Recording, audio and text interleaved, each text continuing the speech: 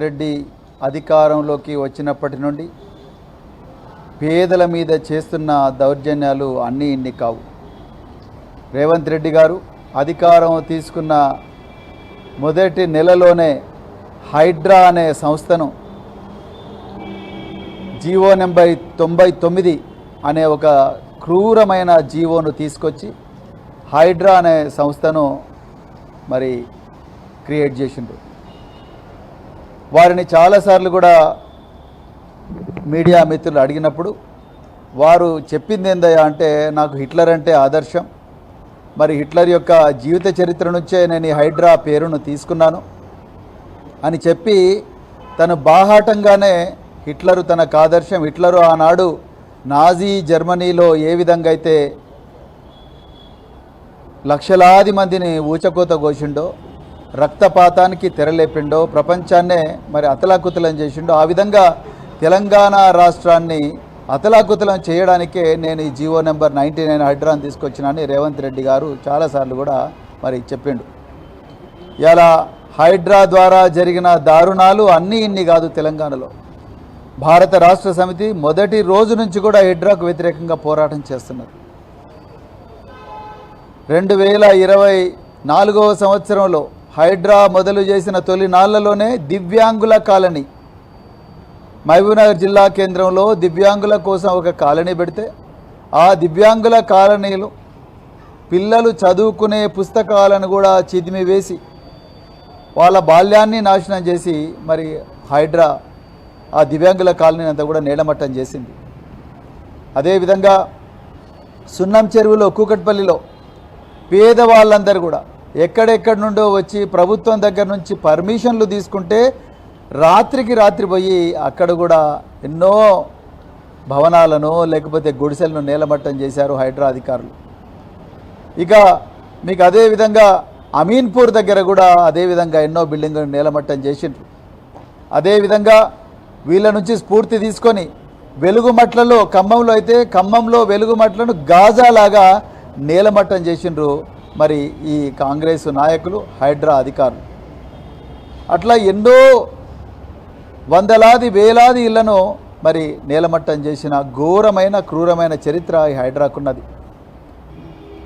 ఇక మిత్రులారా, ఈరోజు గౌరవ హైకోర్టు ఏ స్థాయిలో ఆర్డర్లు ఇచ్చిందంటే 63 కోర్టు ధిక్కరణ ఆదేశాలు ఇలా మరి హైడ్రా కమిషనర్ మీద ఉన్నాయంటే మీరు అర్థం చేసుకోండి ఈ రాష్ట్రంలో ఎంత అరాచక పాలన నడుస్తున్నదో. ఈరోజు హైడ్రా అసలు జీవో 99లో ఏం చెప్పిండ్రు, ఈ రాష్ట్రంలో మరి ముఖ్యంగా హైదరాబాదు మహానగరంలో ఏమైనా విపత్తులు సంభవించినా, పెద్ద ఎత్తున వరదలు వచ్చినా, లేకపోతే అగ్ని ప్రమాదాలైనా, లేకపోతే ఇంకేవైనా సమస్యలున్నా కూడా వాటన్నిటికీ మరి హైడ్రా ఉండాలి. కానీ అవన్నీ పక్కకు పెట్టి కేవలం చెరువుల సంరక్షణ పేరుతో పేదవాళ్ళు ఎక్కడెక్కడైతే నివాసం ఉంటున్నారో ఆ భూములన్నింటినీ కూడా, ఆ ఇళ్ళన్నింటినీ కూడా గుర్తుపెట్టి హైకోర్టు వద్దని చెప్పినా, ఆర్డర్లు వద్దని చెప్పినా మరి అక్కడికి వీళ్ళు పోయి దాన్ని నేలమట్టం చేయడం. ఆ నేలమట్టం చేసిన విధానం కూడా చూస్తే ఎంత క్రూరమైన విధంగా నేలమట్టం చేసినరాయా అంటే, కోర్టులకు ఆదివారం శనివారం సెలవులు ఉంటాయి, అప్పుడు కోర్టులు పనిచేయవు కాబట్టి శుక్రవారం నాడు రాత్రి పోవడం, లేకపోతే శనివారం నాడు ఉదయం 5 గంటలకు వాళ్ళు నిద్ర లేవకముందే పేద ప్రజలు అక్కడికి బుల్డోజర్లను వేలాది మంది పోలీసులను తీసుకొని పోవడం, వాటిని మరి ఇళ్లను నేలమట్టం చేయడం. కొన్ని చోట్లయితే పిల్లలు చదువుకునే పుస్తకాలను నాశనం చేసిండ్రు. ఒక ముసలావిడైతే, అయ్యా నేను ఈ ఇంట్లో కట్టుకున్నాను, 1 గంట సేపు అయినా ఇంట్లో ఉంటాను నాన్న అంటే కూడా ఏమాత్రం కూడా మనసు కరగని మరి కర్కశమైన రీతిలో ఇలా హైడ్రా అధికారులు నేలమట్టం చేసింది. మరి వీళ్ళు సున్నం చెరువును కాపాడుతామన్నారు, బతుకవ కుంటను కాపాడుతామన్నారు, అట్లా అమీన్పూర్ చెరువును కాపాడుతామని చెరువుల పేరు మీద రియల్ ఎస్టేట్ దందాకు మరి తోడ్పాటిచ్చే విధంగా, రేవంత్ రెడ్డి యొక్క రియల్ ఎస్టేట్ ధనదాహానికి తోడ్పాటిచ్చే విధంగా మరి హైడ్రా అధికారులు మరి చేసిండ్రు. మరి అన్ని చెరువులు కాపాడుతామన్న వాళ్ళు దుర్గం చెరువు పక్కనుండే రేవంత్ రెడ్డి సోదరుడు అనుముల తిరుపతి రెడ్డి బంగ్లాను మాత్రం హైడ్రా అధికారులు వదిలేసిండ్రు. ఆయనకు మాత్రం 15 రోజులు కోర్టుకు పోయే సమయం ఇచ్చిండ్రు. ఆ కోర్టుకు పోయి ఆయన స్టే తెచ్చుకునే సమయం ఇచ్చిండ్రు. దాని తర్వాత ఆయన పూర్తిగా మర్చిపోయారు. అంటే ధనవంతులు ఎక్కడైతే నివాసం ఉంటున్నారో ఆ ఇళ్ళ జోలికి కూడా పోలేదు హైడ్రా అధికారులు. ఎక్కడెక్కడైతే పేద ప్రజలు ఉన్నారో, దిగువ మధ్యతరగతి ప్రజలు ఉన్నారో, వలస కూలీలు ఉన్నారో వాళ్ళని మాత్రం నిర్దాక్షిణ్యంగా మరి బయటపడేసింది. ఇంతకన్నా ఘోరం ఉంటుందా? బౌద్ధర్గూడలో అయితే 600 మంది హైడ్రా అధికారులు ఉదయమే 6 గంటలకి పోయి మా బుల్లెట్ ట్రైన్ కోసం ల్యాండ్ సెక్యూర్ చేస్తున్నామని చెప్పి బౌద్ధర్గూడకు పోయినారు. అదేవిధంగా మల్కాజ్గిరిలో లోతుకుంట దగ్గర కూడా, మేడ్చల్ మల్కాజ్గిరి నియోజకవర్గం లోతుకుంట దగ్గర కూడా పోతే చివరికి గౌరవ హైకోర్టే ఈ తెలంగాణ పోలీసులతో చేత కాదు, మేము ఆర్మీ అధికారులకు ఆర్డర్ ఇస్తున్నాం, ఆర్మీ అధికారులే ఈ భూములను కాపాడాలి, హైడ్రా కమిషనర్ను అరెస్ట్ చేయాలి అని చెప్పేసి ఆర్డర్ ఇచ్చిండ్రంటే మీరు ఒక్కసారి ఆలోచించండి తెలంగాణ ప్రజలారా. మరి ఇదంతా కూడా ఎవరు చేయిస్తున్నారు? ఇవాళ రంగనాథ్ గారు, రేపు ఇంకొక అధికారి వస్తాడు, కానీ ఇక్కడ చేయిస్తున్నది ఎవరు? ఈ హైడ్రా ఎవరి డిపార్ట్మెంట్ కింద ఉంటుంది? రేవంత్ రెడ్డి గారి మున్సిపల్ అడ్మినిస్ట్రేషన్ అంటే పట్టణాభివృద్ధి, మరి నగర పాలక సంస్థలు అయితే మున్సిపల్ మరియు పట్టణాభివృద్ధి శాఖ ఏదైతే ఉందో ఆ శాఖలో కీలకమైన భాగంగా ఈ హైడ్రా ఉన్నది. ఇలా రేవంత్ రెడ్డిగా ఈ హైకోర్టు ఇచ్చిన తీర్పు అనేది రేవంత్ రెడ్డికి ఒక పెద్ద చెంప దెబ్బ. రేవంత్ రెడ్డి గారు, మీకు ఏ మాత్రం కూడా తెలంగాణను పరిపాలన చేసే నైతిక హక్కు లేదని ఈరోజు గౌరవ హైకోర్టు ఇచ్చిన తీర్పు ద్వారా తెలిసిపోయింది. ఎవరైనా 1,00,000 మంది పోలీసులున్న ఈ రాష్ట్రంలో, అదేవిధంగా ఆ రాష్ట్రానికి హోంమంత్రి అయిన మీరు, గౌరవ హైకోర్టు ఈ స్థానిక పోలీసులు ఎవరు కూడా ఈ తెలంగాణ ధన మాన ప్రాణాలను కాపాడలేరు, అందుకొరకు ఆర్మీ అధికారులను ఆదేశించిందంటే ఇంకా మీకు ఎక్కడున్నది? అసలు మీకు నైతిక హక్కు ఎక్కడున్నది? Where is your moral right to secure the lands of properties of people of Telangana? Revanth Reddy గారు ఒక్కసారి ఆలోచించండి. అందుకొరకే మేము మళ్ళీ చెప్తున్నాం, ఈ రాష్ట్ర ప్రభుత్వం కూల్చివేతల ప్రభుత్వం, విధ్వంసకర ప్రభుత్వం. లగచర్లలో నాశనం చేసిండ్రు, వెలుగుమట్లలో నాశనం చేసిండ్రు, సున్నం చెరువు పేరుతో నాశనం, బౌద్ధర్గూడ పేరుతో, బుల్లెట్ ట్రైన్ పేరుతో నాశనం, అదేవిధంగా లోతుకుంటలో నాశనం. ఎక్కడ చూడు విధ్వంసం విధ్వంసం విధ్వంసం. అదేవిధంగా ఆ విధ్వంసాన్ని చేస్తూనే మరోవైపు పేదల భూములన్నీ కూడా మీ 4 బ్రదర్స్, మీ కాంగ్రెస్ పార్టీ నాయకులు అందరూ కూడా మొత్తం కూడా కబ్జాలు చేస్తూ ఉన్నారు. ఒకవైపు మీరు, రెండో వైపు హైడ్రా అడ్డం పెట్టి పొంగులేటి శ్రీనివాసరెడ్డి గారు భూభారతి పోర్టల్ తీసుకొచ్చి దొడ్డి దారిన ఇవాళ మరి పెద్ద ఎత్తున దాదాపు 22,000 భూముల హక్కులు రాత్రే ఎంఆర్ఓల సిగ్నేచర్ లేకుండా ఆర్డీఓ సిగ్నేచర్ లేదు బదలాయించారు. నేను అందుకొరకే తెలంగాణ ప్రభుత్వ అధికారులకు చేతులు జోడించి గతంలో పనిచేసిన మీ ప్రభుత్వ అధికారిగా, మీ ఒక మరి సోదరుడిగా నేను చెప్తున్నా, దయచేసి రాజ్యాంగాన్ని పాటించండి, చట్టాన్ని పాటించండి, కోర్టులు ఇచ్చిన ఆదేశాలను దయచేసి అతిక్రమించకండి. మీకేమైనా ఉంటే మీ గవర్నమెంట్ ప్లీడర్లను తీసుకుపోయి కోట్లాడండి, కానీ మీరే కోర్టై సివిల్ కోర్టులు చేయాల్సిన పనిని, అసలు ఇలా ప్రాపర్టీ డాక్యుమెంట్స్ను కానీ, సేల్ డీడ్స్ను కానీ, లేకపోతే మరి పహానీలను కానీ, కాసరా పహానీలను కానీ, వీటన్నిటిని జడ్జి చేయాల్సిన అధికారం సివిల్ కోర్టులకు ఉంటుంది. ఆ సివిల్ కోర్టులు చేయాల్సిన పని కూడా హైడ్రా అధికారులు చేయాలని చెప్పేసి ముఖ్యమంత్రి రేవంత్ రెడ్డి గారు చెప్పిందంటే, ఆయన గతంలో రియల్ ఎస్టేట్ దందా చేసే ఈ స్థాయికి వచ్చిండ్రు కాబట్టి నేను ఏం చేసినా నడుస్తుంది, కబ్జాలు చేసినా నడుస్తుంది, ఏం చేసినా దొంగ డాక్యుమెంట్లు సృష్టించినా నడుస్తుంది అని చెప్పి అవే మెలకువలు మీరు హైడ్రా అధికారులకు నేర్పించిండ్రా రేవంత్ రెడ్డి గారు? అందుకొరకే నేను ప్రభుత్వ అధికారులకు దయచేసి నేను కోరుతా ఉన్నా, చట్ట ప్రకారమే పనిచేయండి. ఇవాళ రేవంత్ రెడ్డి ఉంటాడు, రేపు పోతాడు, ఇవాళ పొంగులేటి శ్రీనివాసుడు ఉంటాడు, రేపు పోతాడు, కానీ మీరు రాసే ఫైల్స్ 63 కోర్టు ధిక్కరణ కేసులు ఉన్నాయంటే మీరు అర్థం చేసుకోండి. 63 కోర్టు ధిక్కరణ కేసులు. ఇంకా హైకోర్టుకు మొక్కాలే, మిమ్మల్ని ఇంకా అరెస్ట్ చేసి జైలు పడేయలేదు. హైకోర్టు చాలా దయా దాక్షిణ్యాలతో ఇప్పటికి కూడా మీకు ఒక అవకాశం ఇచ్చింది. ఇవాళ నేను CCLA గారిని కోరుతా ఉన్నా, ప్రిన్సిపల్ సెక్రటరీ రెవెన్యూ కోరుతా ఉన్నా, అదేవిధంగా గౌరవ DGPని కోరుతా ఉన్నా, మీరు ఏకపక్షంగా పోతున్నారు, ఏకపక్ష నిర్ణయాలు తీసుకుంటున్నారు. రేవంత్ రెడ్డి ఎక్కడ అక్రమ కేసులు పెట్టమంటే అక్కడ అక్రమ కేసులు పెడతా ఉన్నారు. హైడ్రా వాళ్ళు కంచా గచ్చిబౌలికి పోతే 400 మంది పోలీసులను పెడతారు. హైడ్రా వాళ్ళు బౌద్ధపురాకు పోతే 1000 మంది పోలీసులను మొబిలైజ్ చేస్తారు.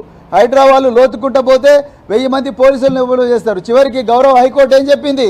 ఈ పోలీసులంతా కూడా ఈ దుర్మార్గమైన ప్రభుత్వానికే సపోర్ట్ చేస్తూ ఉన్నారు, ఈ దుర్మార్గమైన దురాక్రమణలకే సపోర్ట్ చేస్తూ ఉన్నారు. అందుకొరకే భారత సైన్యాన్ని దించమని హైకోర్టు ఆర్డర్ ఇచ్చిందంటే ఇలా మరి ఇక డీజీపీ గారు, సిసిఎల్ఏ గారు, చీఫ్ సెక్రటరీ గారు రేపు ఈరోజు రంగనాథ్ రేపు మీరు కూడా కోర్టుకు పోవాల్సి ఉంటుంది. బీఆర్ఎస్ పార్టీ మొదటి నుంచి చెప్తా ఉన్నది. కేటీఆర్ గారు ఎన్నోసార్లు ప్రెస్ మీట్లు పెట్టారు.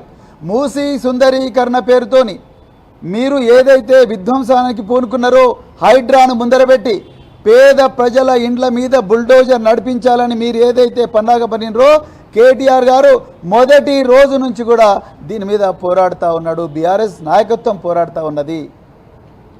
హైకోర్టుకు ఎవరు ఏ పేదలైనా కూడా తమ ఇల్లు కూలిపోయే ప్రమాదం ఉందంటే తప్పకుండా తెలంగాణ భవన్కి వచ్చి మీరు పిటిషన్ పెడితే మేము మీ తరపున మీ గొంతుకై గౌరవ హైకోర్టులో కొట్లాడతామని ఆ రోజు పార్టీ వర్కింగ్ ప్రెసిడెంట్ కేటీఆర్ గారు చెప్పడం జరిగింది.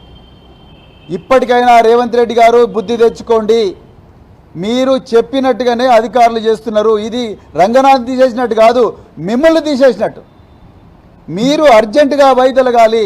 తెలంగాణ ప్రజలకు భారంగా పరిణమించారు. ఎన్ని సమస్యలు లేవండి రేవంత్ రెడ్డి గారు పరిష్కరించడానికి. నేరం పెరిగిపోతూ ఉన్నది, మహిళల మీద అత్యాచారాలు పెరుగుతూ ఉన్నాయి, మైనర్ బాలికల మీద అత్యాచారాలు పెరుగుతూ ఉన్నాయి.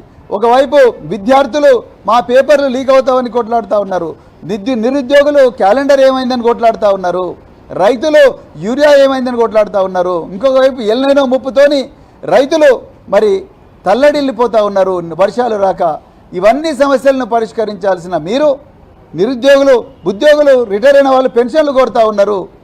ఇవన్నీ పరిష్కరించాల్సిన మీరు అవన్నీ పక్కకు పెట్టి కేవలం భూ కబ్జాలు, హైడ్రాలు, అదేవిధంగా అక్కడి నుంచి అక్రమంగా అసైన్డ్ భూములన్నీ కూడా ఆక్రమించుకొని మీరు 10,000 కోట్లు 20,000 కోట్ల భూముల దందా మరి అలా చేసే పరిస్థితి అనేది ఇలా తెలంగాణకు వచ్చింది. కేవలం మీ వల్లనే అవుతుంది. అందుకొరకు ఇది రంగనాథ్ మీద పడ్డ దెబ్బ కాదు, అది రేవంత్ రెడ్డికి చెంపదెబ్బ అని చెప్పేసి ఎవరు చెప్తున్నది. మళ్ళొకసారి మేము చెప్తా ఉన్నాం, అధికారులారా దయచేసి మీరు చట్ట ప్రకారమే ఉద్యోగం చేయండి. మీరు రేపొద్దున ఆ సీట్ నుంచి బయటికి పోయినా మళ్ళీ మీరు రాసిన ఫైళ్ళ మీద కంపల్సరీ శోధన జరుగుతుంది. రేపు బీఆర్ఎస్ పార్టీ అధికారంలోకి వచ్చిన తర్వాత మీరు కేంద్రంలో ఉండే బీజేపీతోని, అదేవిధంగా రాష్ట్రంలో కాంగ్రెస్ రెండు కుమ్మక్కై ఎన్ని భూ కుంభకోణాలు చేసిండ్రు, ఎంతమంది పేద ప్రజల జీవితాలు నాశనం చేసిండ్రు, ఎంతమంది పేద ప్రజల గూడును కూలగొట్టిండ్రు. వీటన్నిటి మీద కూడా తప్పకుండా చర్చ జరుగుతుంది, వాటి మీద శోధన జరుగుతుంది, వీటి మీద ఒక ట్రిబ్యునల్ ఏర్పడుతుంది. ఆ ట్రిబ్యునల్లో ఎవరైతే అధికారులు రేవంత్ రెడ్డి గారి అక్రమ ఆదేశాలు పాటించిండ్రో, పేద ప్రజల జీవితాన్ని నాశనం చేసిండ్రో వాళ్ళందరి మీద కూడా చర్యలు తీసుకుంటామని చెప్తూ మరొక్కసారి రేపు రంగనాథ్ తర్వాత ఇంకొక అధికారి రావచ్చు, కానీ ఆ అధికారి కూడా నేను చెప్తున్నా, దయచేసి కోర్టుల ఆదేశాలు పాటించండి, చట్ట ప్రకారం పోండి, రాత్రికి రాత్రి పోయి కూలగొట్టకండి, నోటీస్ ఇవ్వండి, principles of natural justice follow కండి, రాజ్యాంగం ఇచ్చిన జీవించే హక్కును కాపాడండి. ఆర్టికల్ 21 జీవించే హక్కు ఇచ్చింది. మీకెంత జీవించే హక్కున్నదో ఆ పేద ప్రజలకు కూడా జీవించే హక్కున్నది.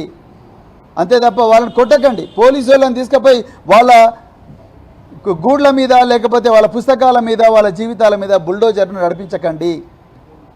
అదొక్కటే మేము రిక్వెస్ట్ చేస్తున్నది. మరొక్కసారి అధికారులందరూ కూడా చట్ట ప్రకారమే నడవాలని చెప్పి కోరుతూ మరి గౌరవ హైకోర్టు ఇచ్చిన ఈ చారిత్రాత్మక తీర్పును మేము స్వాగతిస్తున్నాం. మరొకసారి మీ అందరికీ కూడా హృదయపూర్వక ధన్యవాదాలు చెప్తూ జై తెలంగాణ, జై కేసీఆర్.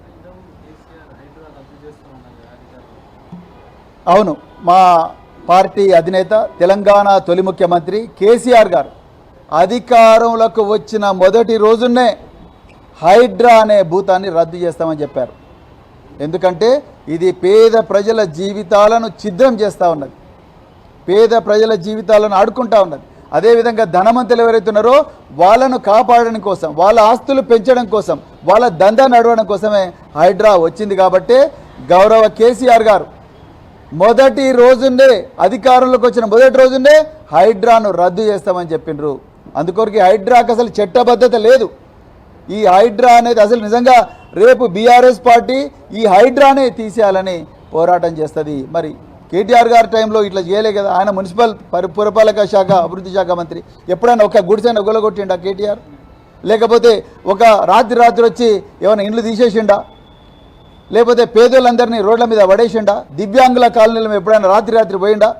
నో, ఎప్పుడు పోలేదు. అందుకొరకే కేసీఆర్ గారు చాలా స్పష్టంగా చెప్పిండ్రు, తెలంగాణలో మళ్ళీ బీఆర్ఎస్ పార్టీ అధికారంలోకి వచ్చిన వెంటనే మొదటి రోజునే ఆ జీవో నెంబర్ 99ని రద్దు చేసి హైడ్రాను ఇంటికి పంపిస్తారు, మూటగట్టి అటకెక్కిస్తారని చెప్పి మరి కేసీఆర్ గారు చెప్పారు. దానికి ఇప్పటికి కూడా బీఆర్ఎస్ పార్టీ కట్టుబడి ఉన్నది. జై తెలంగాణ.